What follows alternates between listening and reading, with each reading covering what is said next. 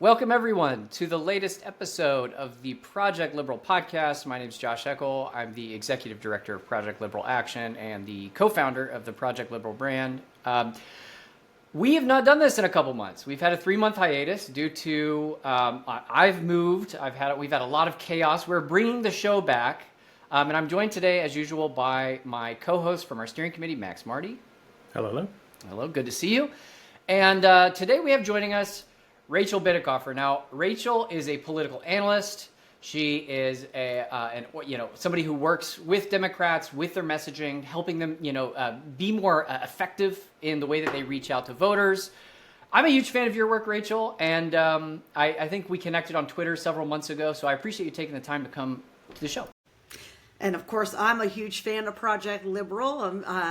Part of my work is not for Democrats, honestly. I mean, I work with Democrats, but it is for Americans, and it is for keeping America from collapsing into a fascist autocracy. So I'm glad to be on here and to talk about, trying to teach Democrats how to hit them where it hurts and go after Republicans.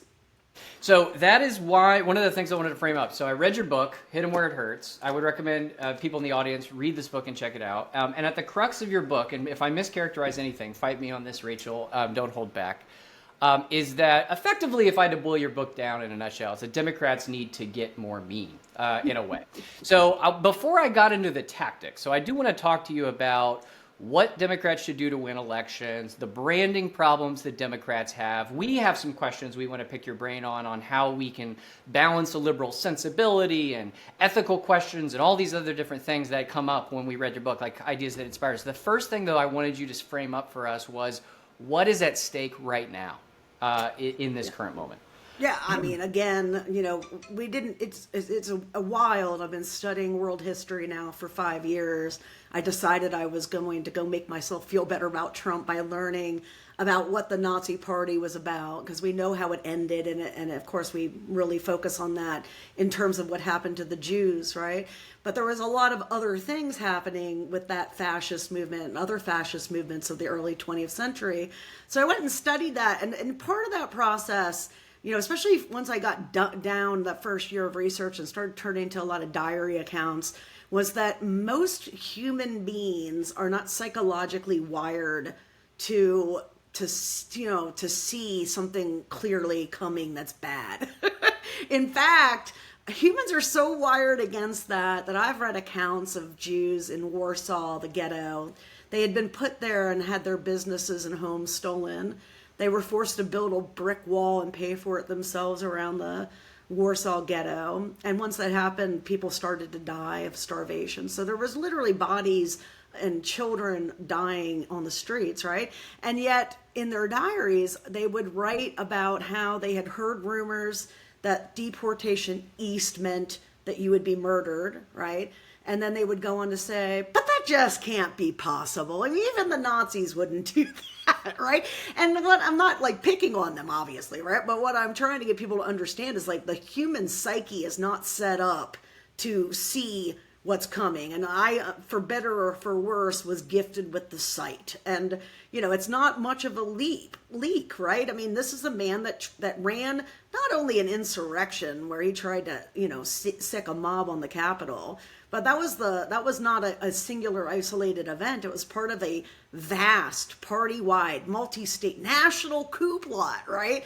I mean, so it's not it's frustrating, right? That people thought, oh, well, maybe Trump won't be so bad, or maybe, I don't really think he's going to do these things. And it was very clear, especially between that and Project 2025, that they intended to make significant changes to separation of powers and checks and balances and create a king-like executive. And that's what they're doing, right? So, that's what my focus is on.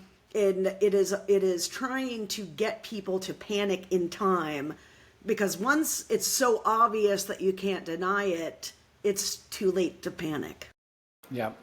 I feel I had a moment because, we talked about this before the show. Max and I are kind of from the classical liberal libertarian tradition, right? And I had a moment last year where I went to do a debate on why libertarians should vote for Kamala Harris. okay, which was a very controversial thing to do, Yeah, and I got good. a lot of heat. I got a lot of heat in the movement for doing that. And during that debate, and this is to kind of build on your point. During that debate, I was sitting there talking to a lot of these people who were center right, and I was saying these are the things that Trump's saying he's going to do. Right? He wanted to suspend the Constitution. I brought up the Epstein stuff. We talked about the spending that he wants to do. We talk about all the overreaches, his promise to do mass deportations, and I basically laid this out. And it almost felt like at the moment there, everyone in the audience just kind of had this cognitive dissonance where they weren't ready to believe it.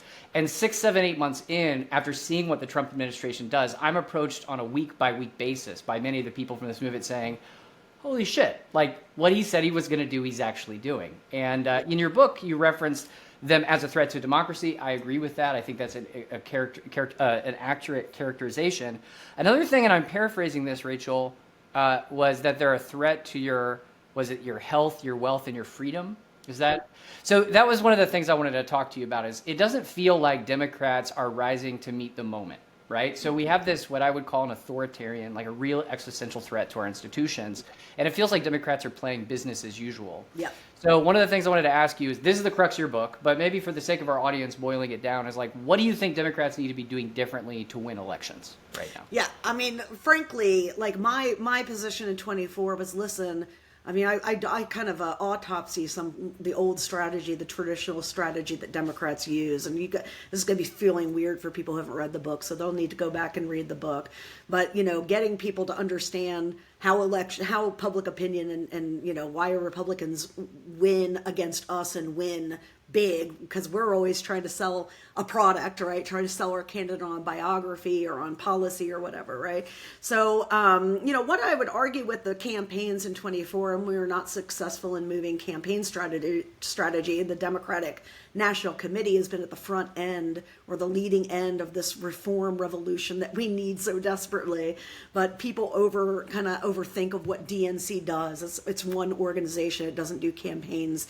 And so in 24, I really wanted the swing race map to understand that if you want a swing voter in your state, your Pennsylvania or whatever, to know that these policies are a threat to their health, wealth, and freedom, you're going to have to be the messenger with paid media, because most people, and the most important part of the book is to bring people into what political scientists like myself have known since the 1950s, and that is that for most Americans, beyond who the current president is, and maybe some former ones, they don't know anything, like literally anything about the government. In fact, most of the people out there, not if you live in New York or Chicago or LA or DC, but anywhere else, if I go out to the mall and started asking people about Mike Johnson, they would think I was talking about an NBA star. They would absolutely have no idea any of the stuff that gives us a pit in the stomach. So fundamentally, getting Democrats to understand you have to be the attack dog. And currently, we have a system where the Republican campaign apparatus and strategy is focused wholly on branding us. They know it comes down to the party label. The party identification is going to explain vote choice. Pretty much 90% of the variance of vote choice is explained by party, and that includes most independents, because most independents will admit that they lean towards the Democratic and Republican Party.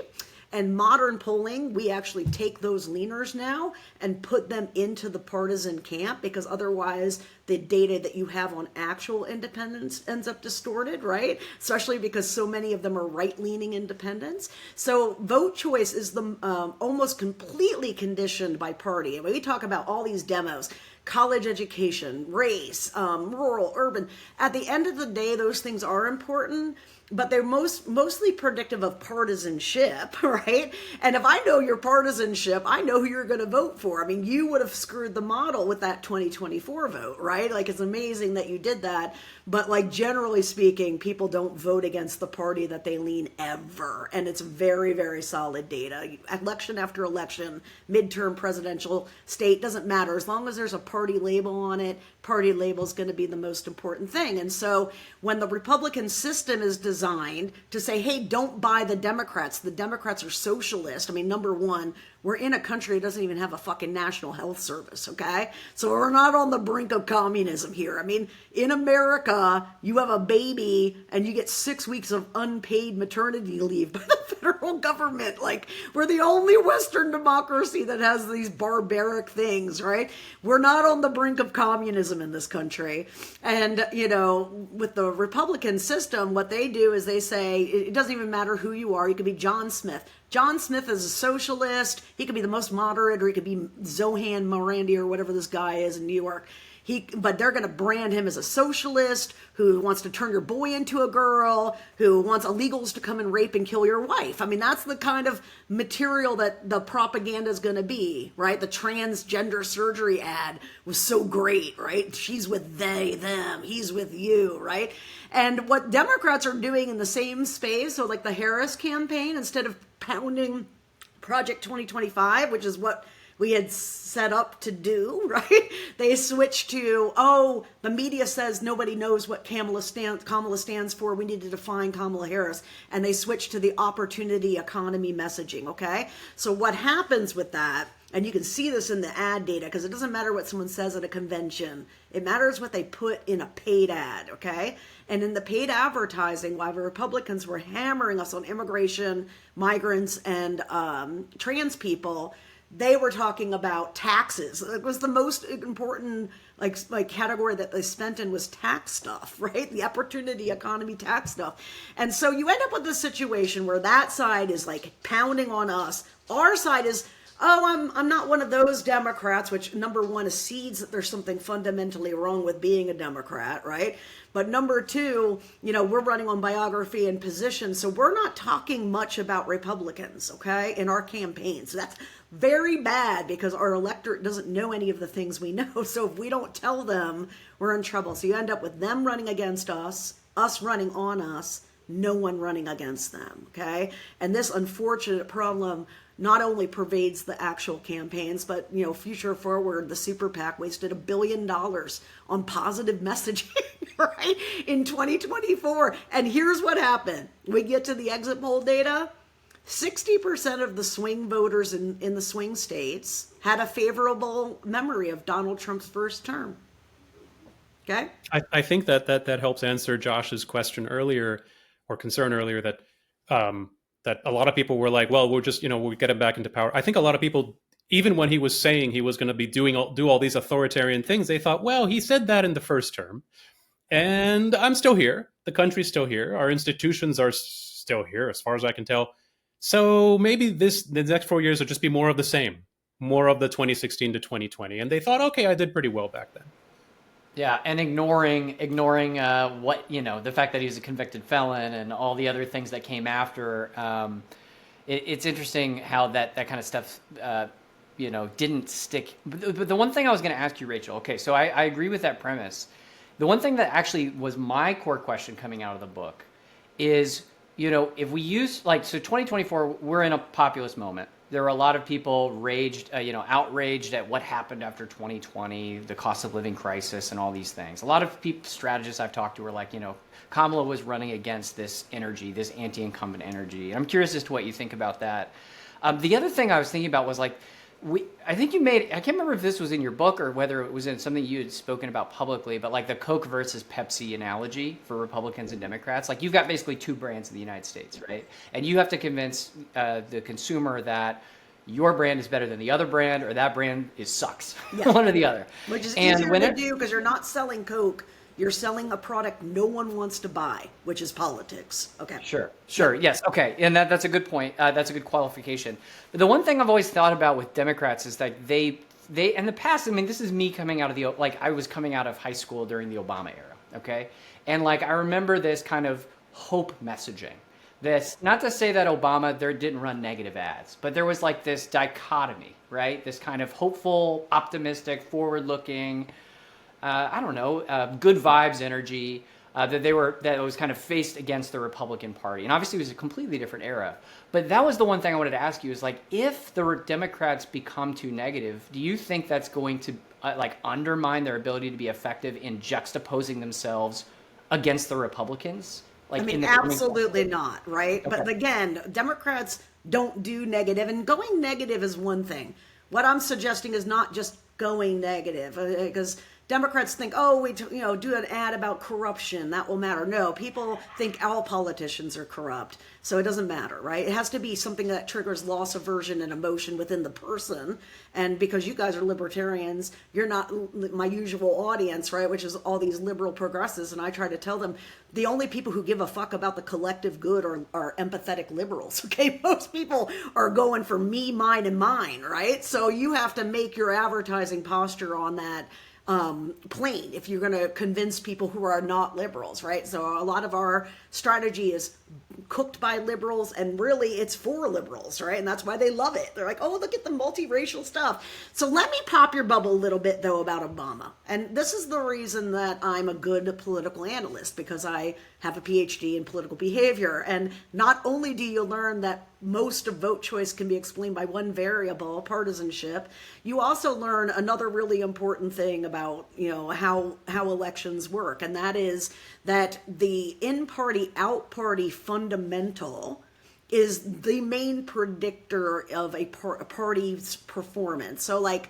for example, Obama, was he really that great, and was their strategy that great? The Obama bros just ran the 2024 strategy and it lost, right? Was that strategy so great, or was it that Barack Obama was the challenger, that it had been 8 years of George W. Bush, and the electorate has this huge change preference, especially after a 2-term presidency, okay? So whenever you're in power, you're going to have a hard time winning elections. And whenever you're out of power, it'll be easy because people get upset that you're not in power. That has, of course, been true for decades, since the normal and like modern system kind of solidified with the Southern realignment, right? But it is even more true now, especially because we're talking about a man, and as Max just pointed out, a lot of people are like, oh, he didn't get to do a lot. Well, that's because they never read like much about the investigations, or they would have realized that actually we were maybe a thread away from a total coup in 2024. I mean, he wanted to put Sidney Powell as a special prosecutor, and basically the rest of the staff was like, yeah, we're not going to do that. They just ignored a presidential order, right? And the DOJ almost all quit en masse, or they would have put out that letter alleging fake fraud, right? It's like people think that the barriers worked, and they did, just barely though, man. And now there's none of that now, right? And of course, we're trying to make that argument through 2024, especially to people who tend to vote Republican. But if we don't spend that money on, here's the thing: campaign Democrat, governor of Virginia right now, probably 80% of the ads that the campaign has put out on the Democratic side are positive, right? So like we've been doing nothing but positive campaigning pretty much primarily this whole time. And what they've been doing ever since Swift Boat Veterans for Truth, which you may be a little too young to remember, but was the emergence the first time of a new strategy by Republicans where they were looking at the swing bucket and persuasion in a very different way, okay? Oh, what we've learned here is that, we didn't run on how great George Bush is and all the great policies he's done and what he's going to do for you in the future. They took John Kerry's biggest asset, being a war vet, because it was a war election, which are very atypical. Most of the time it's elections, right? Or economy. And they undermined it by smearing him, really aggressively, terribly smearing his war record, right? This guy's a Vietnam War hero, and George W. didn't even go, right, to the war, right? So, that taught the Republican Party a lesson, as I document in the book, and by 2010, they were really rolling with it. I mean, what did they do in 2010? Think about it. A year prior, had collapsed the entire economy. Economy's dead. And there is conversation in the Beltway of Republicans feel like they're going to be out to pasture forever. They may not have control of Congress again for decades, like after the Great Depression, right? Well, at the same time, the Republicans were like, oh, let's develop a strategy. They're very shrewd people. And their strategy was full obstruction against Obama. And then when Obamacare emerged, they defined the 2010 midterms completely on the government's gonna, force you to have health care, right?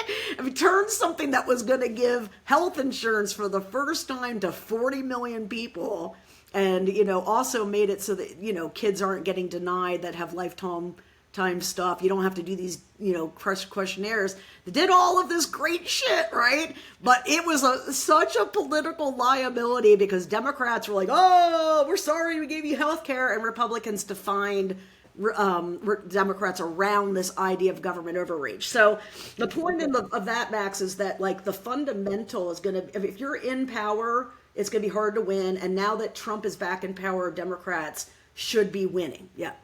I want to ask you this. So I know your book is geared towards Democrats and the sort of strategies and tactics that they should employ to be victorious.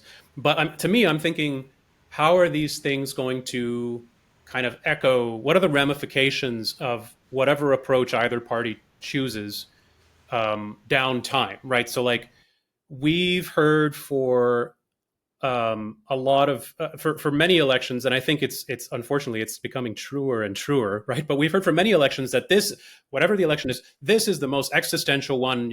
This time the world's going to come to an end unless we do whatever. And it's from both sides. We hear a lot of it. I think, frankly, I think this is why Trump is so effective, is because he is so good. Like I think you would agree, he is so good at that kind of either vote for me or the world's going to come to an end when the Democrats, murder you and rape all your kids and whatever. Yep. So I think what you're arguing, correct me if I'm wrong, is that the Democrats have to, this sounds bad, but stoop to his level. Yes. To play dirty, to be able to win like he's winning. With one caveat, though, they don't have to make shit up. Okay, like over there, they have to make shit up, turn Hillary into a super criminal. I mean, Joe Biden, for God's sakes, right? Is he Weekend with Bernie's dementia dumb, or is he running a crime cabal? Depends on what day it is, on right wing media, right? Yeah. So, like, yes, they have to come down to that level in terms of rhetorical, hyperbolic conversations, right? Emotive language, fifth grade level shit.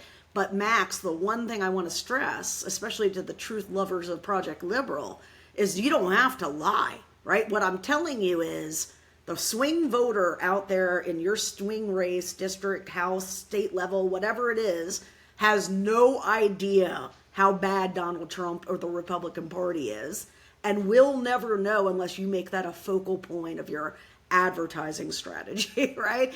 But you don't have to lie. Yeah. No, and I agree. Yeah. No. Yeah. So no lying, but I do think that the message has been said so many times that this person, when they get elected, will mean the end of the world. And again, that might not actually be a lie anymore, right? I mean, maybe it's actually true this time, but I feel like if both sides, because we know whatever MAGA person comes up next is probably going to keep playing that same game. I don't think they're going to stop.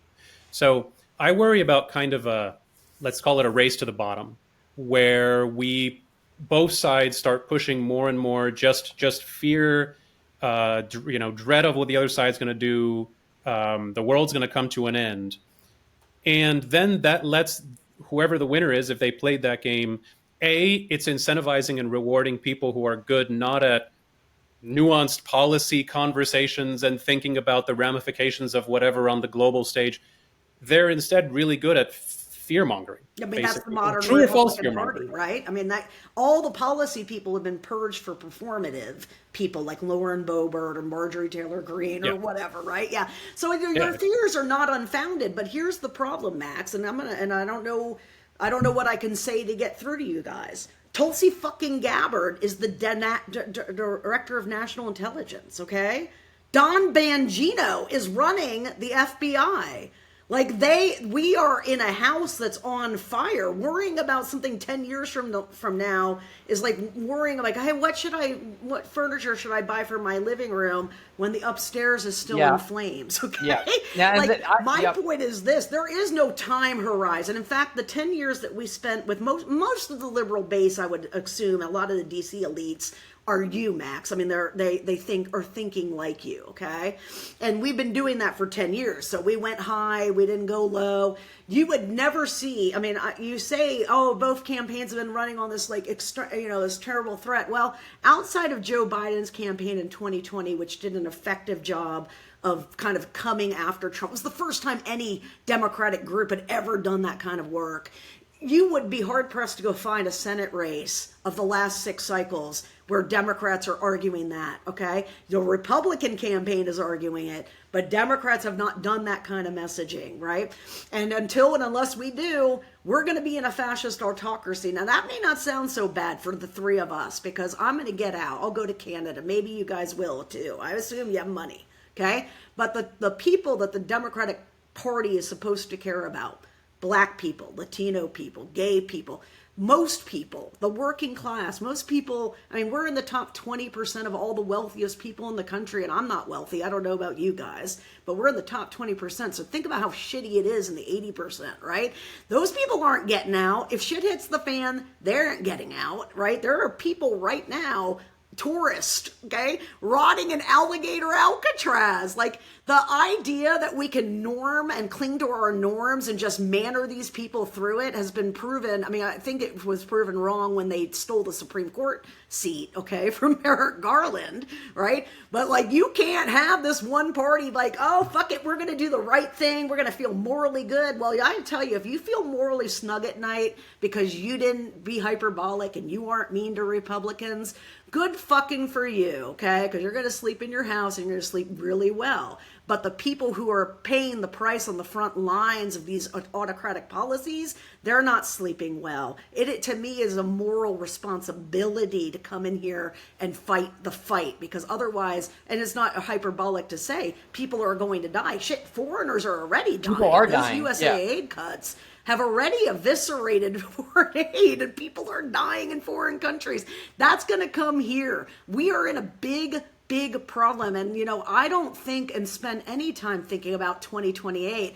I'm not certain we're going to have a 2026 election that can be certified, guys. I mean, there is not one voice of reason left in the Republican Party. The only 2 that were willing to do that was Adam Kinzinger and Liz Cheney. And we saw what happened to them, right? Driven out of the party. It's not, you know, the Tea Party revolution kind of started this in 2010, but cycle after cycle, those policy-minded people that you're talking about, the John Thunes of the world, out, right? And I mean, this current Senate has maybe 4 moderate Republicans, and the rest are MAGA believers. And if you're going to be a MAGA believer, that means you have to accept that Donald Trump is an innocent man who's never done anything wrong. The government was weaponized against him unfairly. He never did anything to deserve being investigated by, right? You have to believe that the election in 2020 was stolen. Now, if you don't think it was stolen, like literally stolen, at least you have to give lip service to the idea that, well, it's because Democrats have all these Latino illegals that they've registered to vote in the blue states because they don't have voter ID, right? Like, we're in a big issue, like, moment right now, and I think we have to meet this moment where it is and not pretend we can norm it away. Obviously, norming it away hasn't worked for us, and now it's left us at the brink of autocracy. Let me say this, Rachel. I think I agree with you that if ever there was a time when the house is on fire, it seems like now is it. I still think things can get a lot worse. Like, they're bad. They're really bad. They're as bad as they've ever been, and worse than we could have expected. But they could get a lot worse. And I worry about. I know a lot of people. I have family. I mean, we all have family members that are, you know, interesting folks. I have family members who, to me, they're unrecognizable. They used to be Republicans. You know, what I would think of as like Reaganite Republicans or whatever, and now they're Trump supporters, and I can't get through. I'm stunned, and I can't get through to them. My family is from Cuba, by the way. I'm a first generation Cuban. So you can imagine, it's just like, how do you not see this? How do you not understand? Yeah. I wouldn't want. Every time I really push them and confront them on this kind of stuff, they always end up in the same place. Well, what was I supposed to do other than vote for Trump when I saw the nightmare that was going on the other side? How awful it would have been for Harris to destroy this country and turn us into a communist hellhole and blah, blah, blah. Yeah, that's always where they end up. Yeah. Right. It's like, you know, when I start being like, do you think this man has virtue after doing A, B, and C? Do you think he do you really think he quote unquote loves this country? They always back up to that same corner. Many people understand ethics and virtue. They have some deep-seated sense of that. They can because they use that in their everyday lives. They understand what it means for people to be honest versus dishonest, hypocrites, just not good people. And I think that they've stopped caring a lot about that. They seem to have completely devoided their political interests from anything having to do with that. And I don't think that was always the case. I think that mattered a lot more in the past, especially for Republicans who have completely abandoned that for whatever reason. But it seemed to have mattered more. And I don't mean this in some religious context at all. I mean this in a far more general, Aristotelian virtue ethics kind of way. Like, we all know wisdom and prudence and that kind of thing. So my approach would be to emphasize, to try and bring people up to that level of, you just try and understand in the field, doesn't matter if it's a Republican or Democrat, vote for somebody who is a virtuous person. And however you choose to define that, and I'm okay with people choosing to define that somewhat differently, but I think most people have a pretty good idea of that, at least in their personal lives, to extend that to their political lives and who they politically are interested in, rather than just angry at the other side and this kind of race to the bottom that I personally worry about. I don't want to live in that kind of world.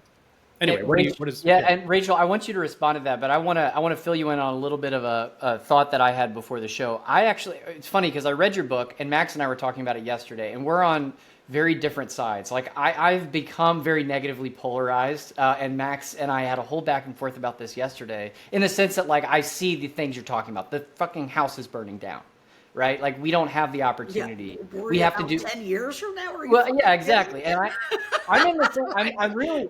I'm really in the same boat as you. Or talk about populism versus abundance, right? Like, hello, man. And that actually is exactly where I was going with this, because one of the things that I've spent a lot of time about is I'm definitely very abundance pilled in the kind of the cliche DC elite way, right? Yes.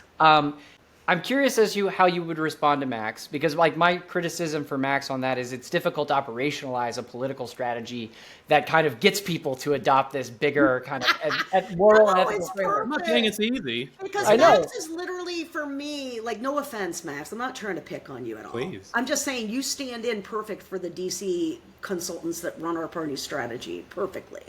And this is why we've got a great. This is why I'm here. I am not a progressive liberal. Okay, I'm a centrist, and I'm a centrist because of pragmatism and reality. Like, the reality world of human behavior creates pragmatism, because what Max is describing is the same as a trap a lot of smart policy DC people we end up in, and that is a policy or an ideal or approach or a strategy that requires human behavior to be better than it is, okay? Same thing with the other reform movement in the party, which is, we're going to create a shared identity across class by, curing racism and blah, blah, blah, right? Well, where you can see the rubber hits the road in human behavior and liberal policy thinking is in homeless policy. I don't know where you guys are from, but I'm from the West Coast, which is, patient number one on liberal, small L, not democratic, not small L liberal, big L liberal democratic homeless policies, okay? And those policies are like, okay, well, we can't kick them out of the parks. Maybe we should give them safe needles. Actually, should we distribute tents? Right? And the more that these things happened, the more homeless people we got, right? Over and over. I mean, we ended up with these like disasters in most of the cities on the West Coast. And the reason is because we ignored basic human psychology and incentives, and people respond to incentives. If you make being homeless on the street easier, more people will stay on the street than if they're forced out, or if it's difficult to be homeless, especially if you're telling me I can have my dog and my fentanyl in this tent on one of the best, areas of town, right? Like, you know what I mean? So incentives and human behavior are very important to consider. And Josh, or Max, what I get what you feel inside. I mean, I studied polarization. My dissertation's on polarization. Me and the other political scientists at that time were very worried, like, where can this go? And it was always asymmetrical. So like where we're at today has not been because Democrats are in the mud slinging shit and doing what thing that you described, which is describing politics in apoplectic terms. Now that may be what you see on Twitter, which is not representative at all of actual normal people, because who do you have following you on Twitter? You have people who are interested in politics. Who are the people that are interested in politics and follow the news? About 30% of the population. And of that, you're talking about a very small percentage that are going to show up in a Twitter thing or at a show, one of these radio host shows or whatever, somebody who's into politics. Very small band of people there, right? And so, for me, like what I'm trying to cure is that altruism, this belief that, we have to bring people up and higher, not down and lower, right? And, unfortunately, it's nice feeling, and it's like third party voting, right? It might make you feel good not to vote for Hillary Clinton, but, at the end of the day, now, women are dying in red states because you had to fucking feel good about not voting for Hillary Clinton, right? But I mean, Rachel, I guess let me invoke Dale Carnegie here, right? But like one of his main points was is give a dog a good name, right? So if you tell somebody they're a piece of shit and they're never going to amount to anything, the likelihood is they're never going to amount to anything.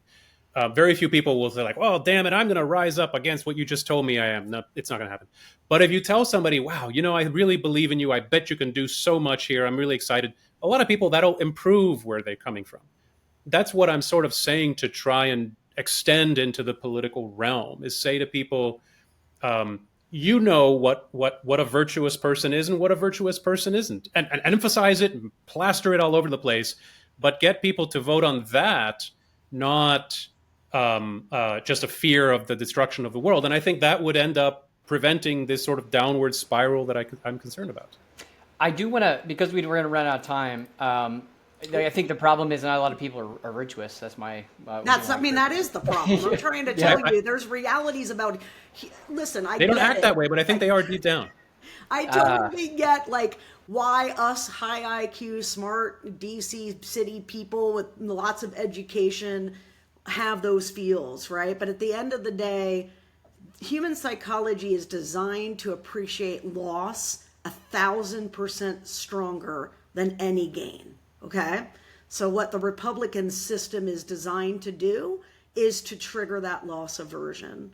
And what I'm telling you is, it may not make you feel good to cut an ad that says Donald Trump's big ugly bill is going to, kick 200,000 working Tennesseans off their health insurance and let them die, right? Like that may not feel good as a message. It may not, feel like Amy McGrath getting out of a fighter jet or Val Demings on a motorcycle being an ex-cop, but that shit wins. And the way it wins is right now we're in a position, like, I don't know how you can even, I feel zero confidence that we're going to have certifiable elections, unless, especially if they don't flip the house, right?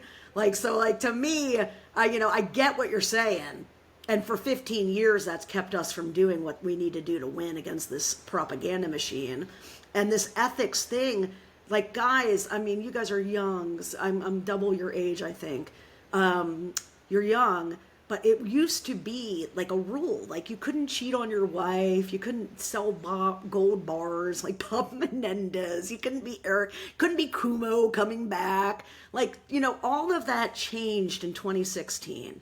And it's not to say there was never corruption. Obviously, there's corruption. The Watergate, blah, blah, blah, the savings and loan scandals. You can go on and on. There's always been mild corruption in the American government, but never like this. And that's because there are no ethics and norms anymore on the Republican side. And so, for me, I'm focused on the right now. Can we keep American democracy alive long enough to do what the long-term solution is, which is to change our political culture? We are cultured to not like politics. We are cultured to really love the rights that come with our freedom, but to ignore all the responsibilities that come with self-government. And I don't blame people for that, but it's our system, right? So to just kind of close off, I want your audience to know, especially because I'm looking for funders for this, the solution is to intercede with children and their parents and socialize parents into voting with their children, because the reason you three of us are on this podcast right now is because your parents voted. And I don't even have to ask you, because I know they voted, because you're here right now. And so if you're excited about a democratic future, know that I'm not just trying to fire hose. We got to put the fire out, okay? But that's just one wildfire burning. What's happening in our federal government with Trump and these politicization of DOJ, that is a wildfire that's very hot. But even if we get it out, there's a climate change issue, right? That climate change issue is the decay and erodence of our civic culture. And that I am profoundly focused on fixing. Yeah. I really appreciate you taking the time to listen to the feedback and go back and forth. I think you made a really solid case. And Rachel, I am curious, because we're at our time. If our followers want to learn more about you or give you money or help you with your fund, like where can they find you? What should they do? Hope springs eternal. One day I'll find a billionaire that doesn't want to live in an autocracy, because, we spent $1 billion on positive ads. My God, right? It's fucking malpractice, right? So, they can find me at The Cycle on Substack. Lots of election analysis, lots of good interviews and stuff like with, people like Joe Walsh, who's on your board apparently, right? Who just became an actual card-carrying Democrat and is encouraging other people like you, Mr. Joshua, to take that plunge and say, I'm going to be a Democrat too, because we want to build the biggest centrist party in the history of this country. This party is a party of moderates defined as a party of extremists. We are facing a party of extremists who are defined as moderates. We have to fix that if we're going to win power, especially significant Senate power. And I don't know that you can do that without attacking them, right? But the goal is to put out the fire and then work on the climate change problem. I love it. I told Joe that I actually also became a card-carrying Democrat this year, so I'm right there with this strategy. We have, for our audience, we appreciate you listening to the show. If you want to learn more about Project Liberal is about advancing the cause of a free and open society and bringing people together and organizing to protect liberal democracy and liberal values. You go to projectliberal.org/member to become a member and sign up. Follow us at Project Liberal. But Rachel, Max, thank you guys for taking the time. It was great. And Max, I'm so glad that you were willing to talk and push back, because it's an important conversation, and I think it's important for people to understand, more about why that approach is so problematic. Likewise, and I'm glad to play your foil very well. Yeah, thank you. Have a great evening, everybody. Thanks again. Bye. Thanks.